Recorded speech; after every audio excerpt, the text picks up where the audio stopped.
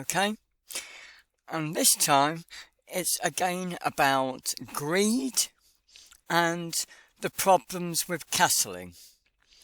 Now, I played with the white pieces and my opponent played with the black pieces.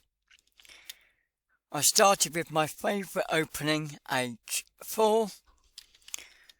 They did a fairly standard move, d4. I then sacrificed the pawn, or tried to sacrifice the pawn, but they decided not to take it, so it was a gambit declined. I moved my bishop out to threaten here.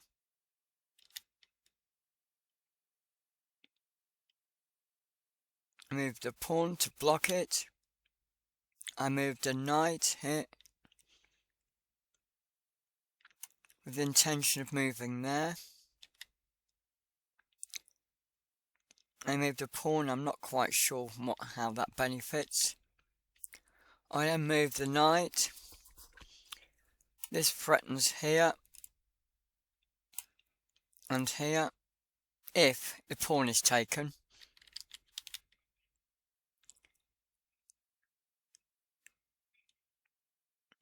They move their bishop.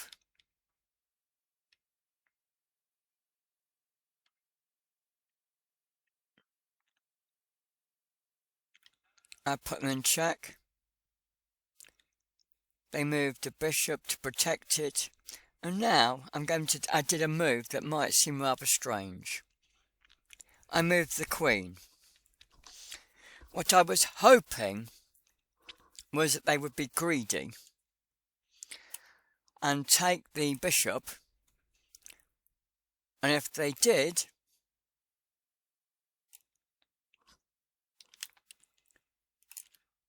I could then move the queen, checkmate. However, they spotted the problem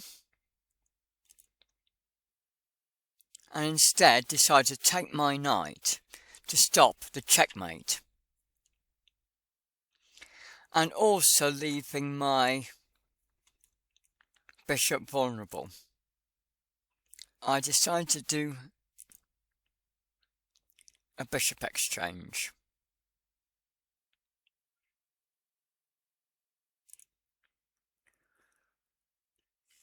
Then I started moving the pawn up. Now this pawn looked very innocent, and all these experts always tell you to, control the centre and castle.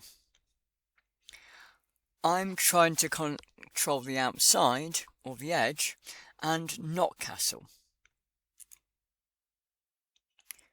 They moved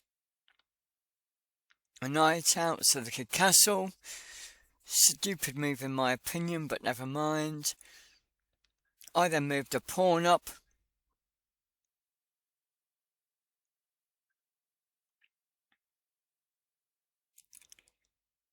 They moved the pawn forward, thinking they'd stop my pawn from becoming a queen. However, it's not going to be as helpful as they think. A pawn in this position on h6 can be very dangerous, even though at the moment it looks completely innocent. This is because while it never actually moves, it is threatening there. It is threatening the square on g7. More on that later.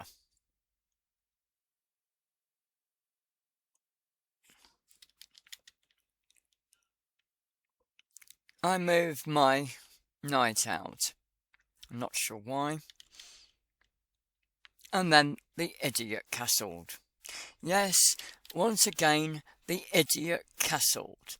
Why do they do this? They're doing so well, but now they're making themselves incredibly vulnerable. Particularly if you can get a piece there. Because the pawn is protecting it, but you might think, what could I possibly want? Well, somehow, although I know it's protected at the moment, I can't do this at the moment because it is protected. My long-term plan is to somehow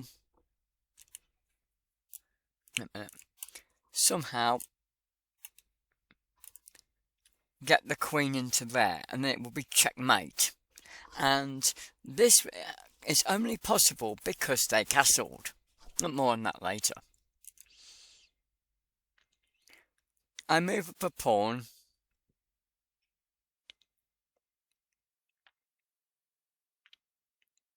Partly because I do not like this bishop. I do not like the fact that the bishop and the knight are both protecting the knight. So, and also at the moment the queen is as well.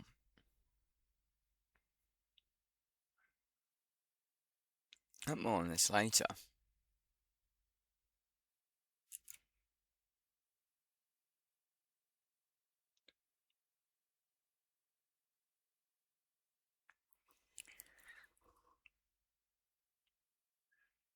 I bring a rook out, I'm not quite sure why.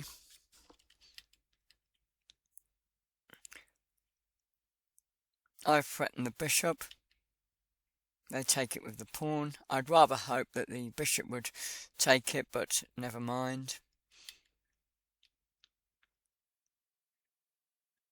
Move the knight out.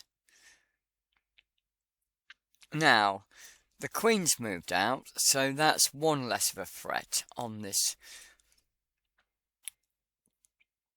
So now only the knight and the bishop are threatening that position.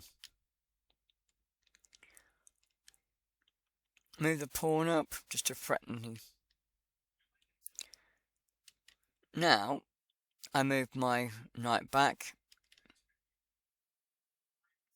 Now, only the bishop is protecting the knight.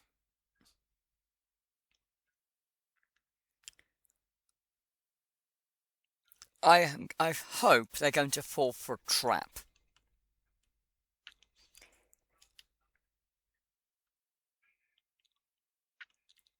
I move it. That's not quite yet. I've moved the knight back to threaten their queen and their bishop. They moved their bishop, their queen back. Also defending the bishop. So if I take the bishop, they'll take my knight.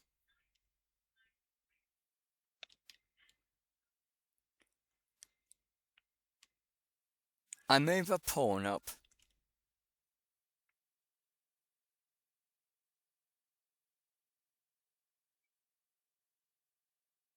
And now we'll see how greedy they become.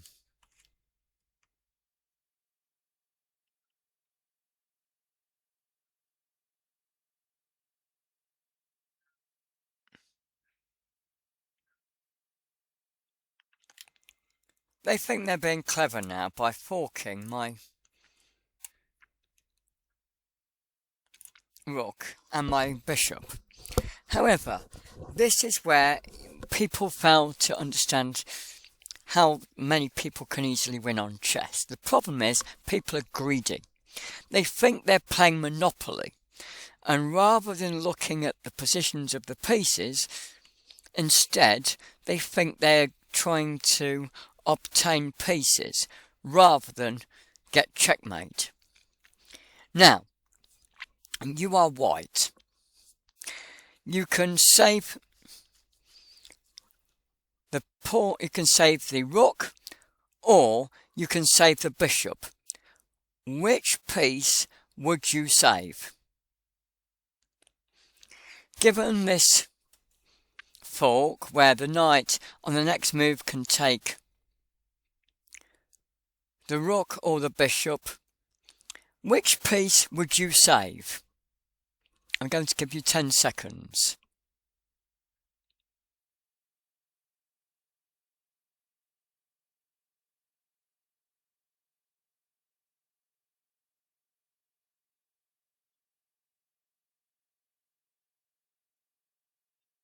Right, I decided to save the bishop and let them take the rook, threatening their knight.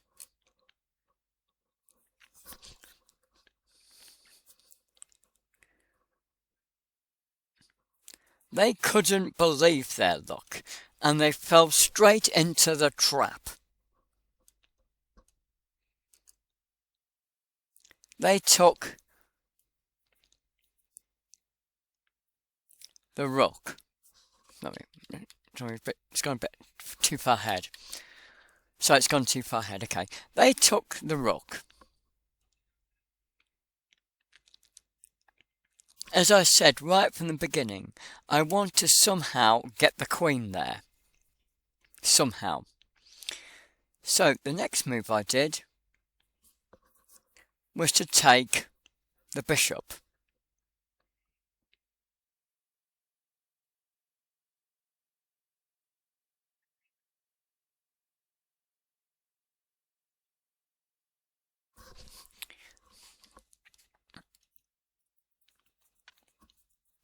From here, I believe the game is practically lost. Pretty much. However, it was guaranteed to be lost. Once they once again thought they would take my bishop. And next is the killer move by me that I've been waiting for from several moves earlier. And then I took the bishop. They spent some time thinking, and then they resigned. They realised no matter what they did, they couldn't win now. Because while they had resigned, the next move would have been queen to g7 checkmate. If I could do it. There's only one way they could stop it, but they couldn't, again, stop it forever. They could simply prolong the agony. So there's a way of them prolonging the agony. But I do not believe it will actually stop checkmate or allow them to get checkmate themselves. So what is the only way they could have stopped this? Well, first I'm just going to show you what would have been checkmate.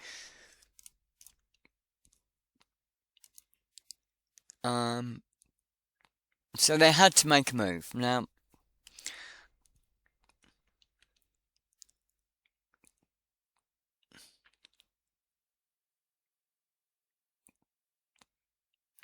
even if they moved, for example,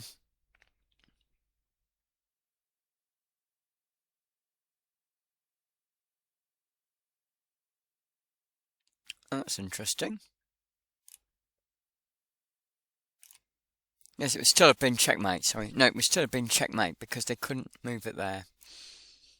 So that would have been checkmate, even if they moved the...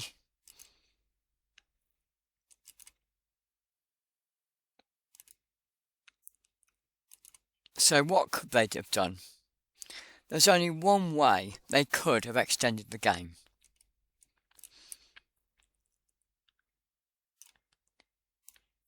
Did you spot it? And that's a check from the queen.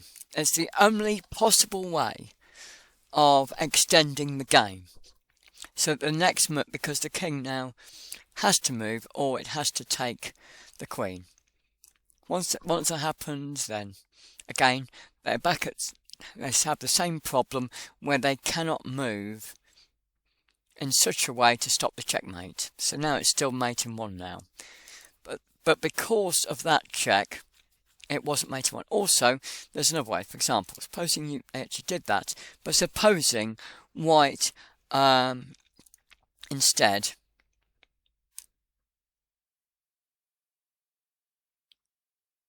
moved here, for example.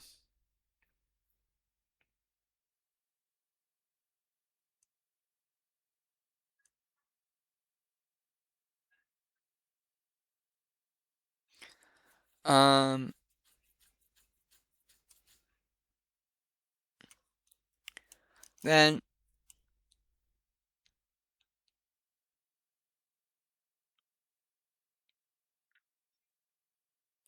again, white now, black again has no choice but to sacrifice their queen one way or another.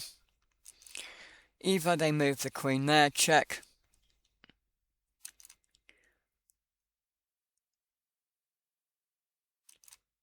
in which case white can simply take it,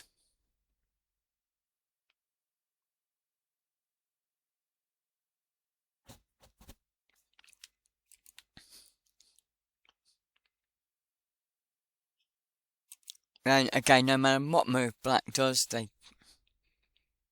can't win. Or the alternative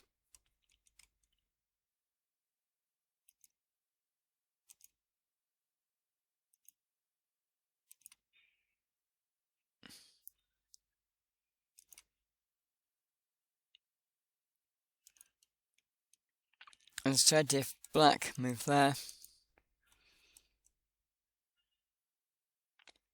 then if white move there, then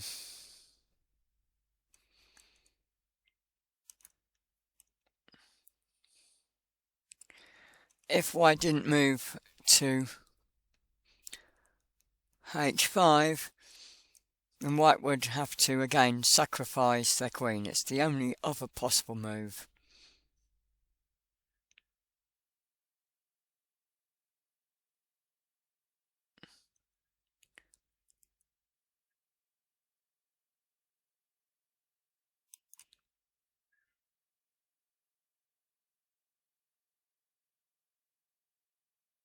If white took the queen there,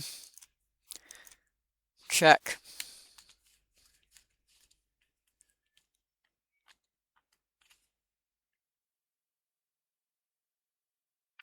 And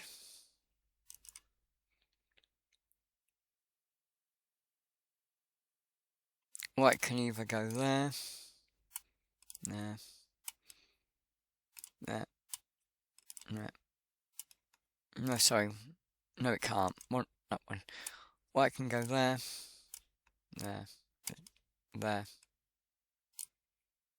or there. It can't go to the other place because of the knight. So,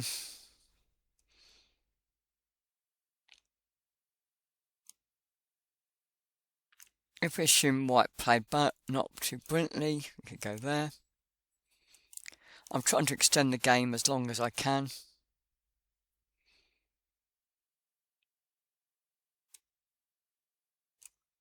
And then obviously it's as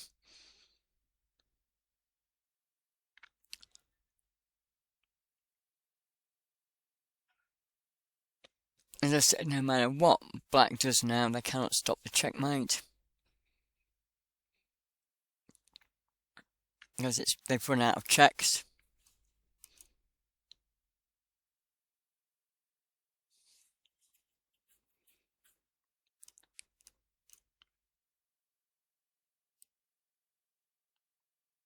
If I move the rook there, then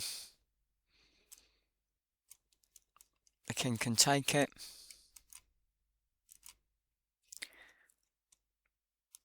If I move here, white can take the pawn. And again, it doesn't matter what move black does, white can still do checkmate on the next move. So white truthfully couldn't get out of it. So there you go.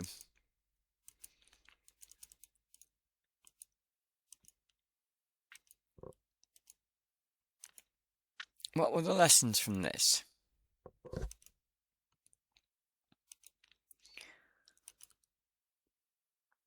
As I said, if you looked at this fork, the two lessons were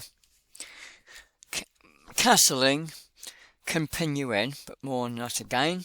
But the main point going backwards is looking at this fork. Most people would have tried to save the rook and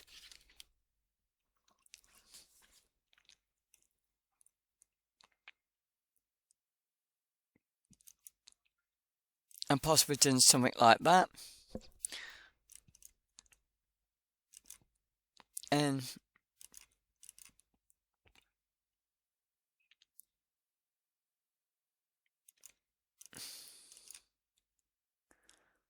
then it's a bit more messy.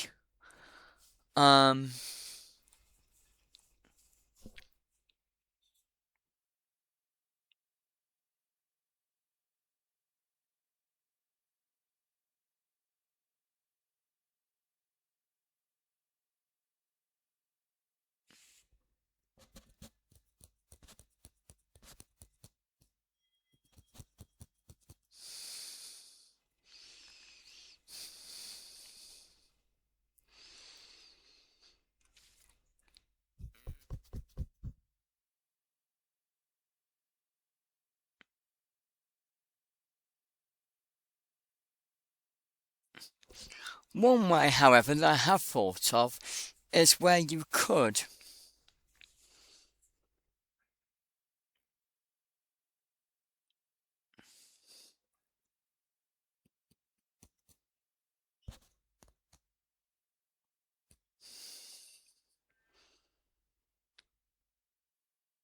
as I said, it depends on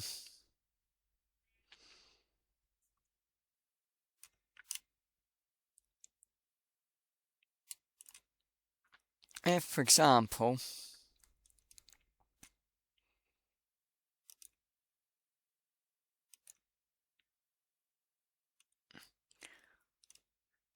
then you can move that.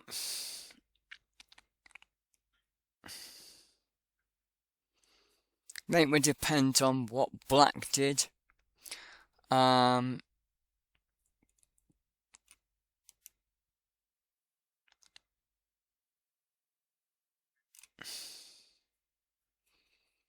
If black just moved a pawn just for the sake of it, then if white did something like that, then you might hope that black might fall in to the trap of preferring to take a couple of knights, sorry, a couple of rooks rather than a knight. So, for example, with a move like that where the queen is being threatened, black might do something like that.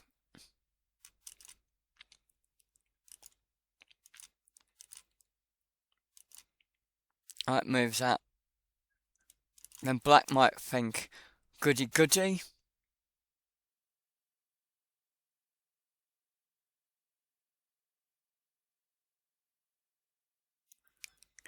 But even then, now black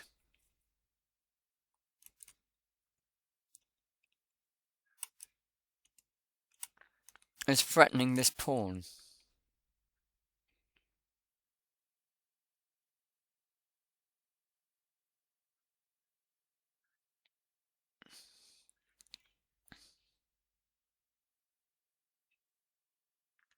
So the game could be extended but if you are really, really careful and really looking for it.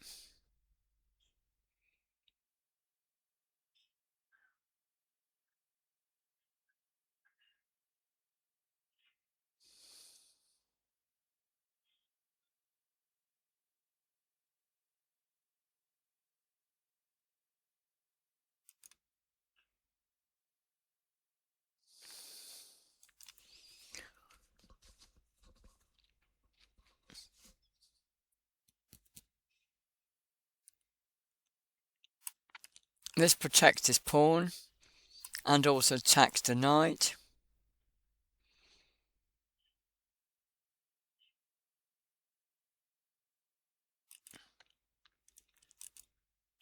Then that could take that.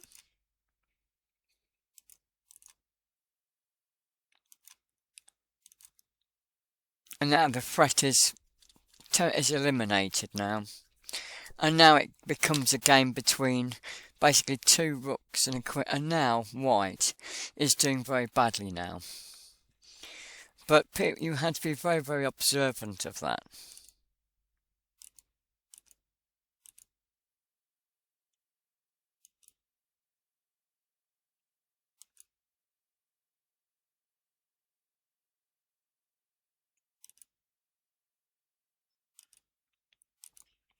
So if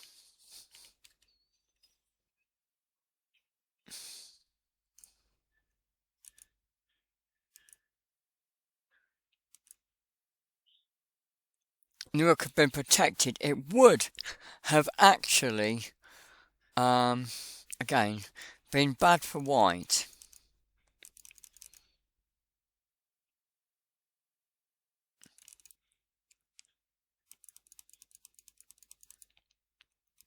And as I said, if you go back a bit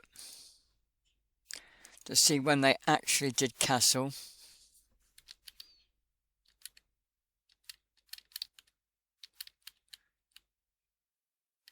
here we go.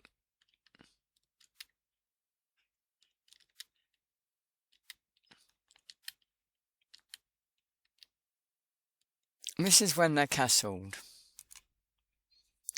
As I said, it's not a good idea to castle when you've got a pawn at h6 threatening to protect a piece at g7. It's really not a good idea to castle there because your king is pinned into the corner. Here the king was much more free. It could have moved to the centre of the board, it could have done some sort of zigzag.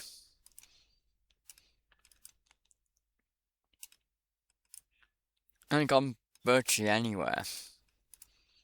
The king was free at this point, but instead they decided to stupidly castle when they're absolutely pinned in. This is why often castling is often not a good idea.